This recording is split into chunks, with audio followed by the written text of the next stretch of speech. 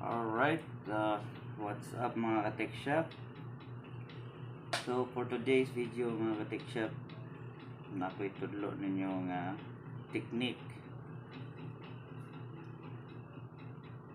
unsaon pag-prevent o download og mga games sa inyong mga cellphone. And this will only work on Android cellphone, kaya waman tayo iPhone mga ka-tech shop.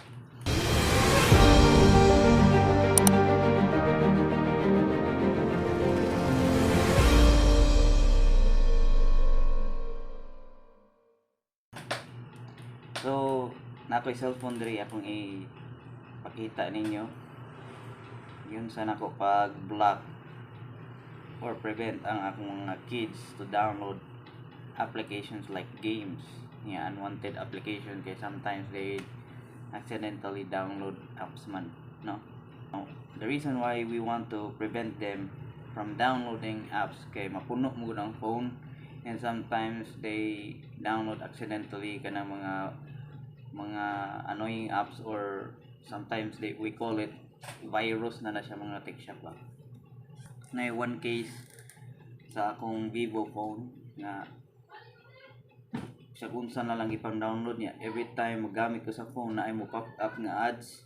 So considered to us mga tech shop nga virus, pero di gito siya virus, na to siya ba kanang annoying apps niya na download accidentally kay ani ko mga kids bisag unsa man nilang ipang click good nya wa ta kay bawon sa ilang ipang download. So to avoid that, I'll show you how to prevent them from downloading apps. So let me just record the screen here. I'm using Huawei Nova 3i mga tech shop sa ako na siyang wife. So after I start ang recording, right, nag-record na. So ako ipakita mga tech shop no, tanawa ha. Oh, diba daghang kayo og mga games gipang download ang mga bata. Kay ang mga bata ro mga tech shop nagka-bright na when it comes to using cellphone. Ibaw na siya navigate asa mo adto para mag-download og games lagi na ila sa ilang mga edad nga 3 o 4 years old. Mga games lagi na kasagaran nilang pangitaon. So kibaw na sila mo navigate asa ang Play Store.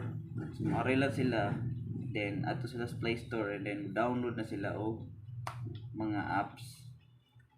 And to prevent them from downloading the apps, we need to disable the Play Store.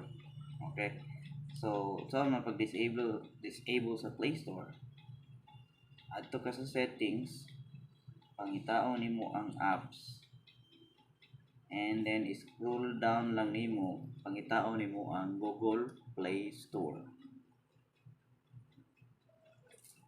So asa man ang Google Play Store ani?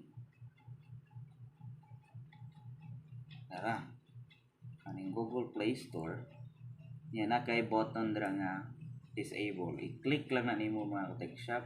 Once nga ma-disable na nimo, your kids will no longer have access to the apps available like games.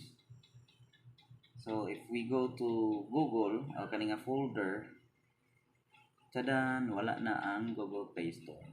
So mao to mga tech shop. And if you're interested in this kind of video, don't forget to like and subscribe to my channel. Kaya monetize ito mga ka-tech shop. Na ako'y sweldo mga ka-tech shop, pero gamay ra. Alright, let's go.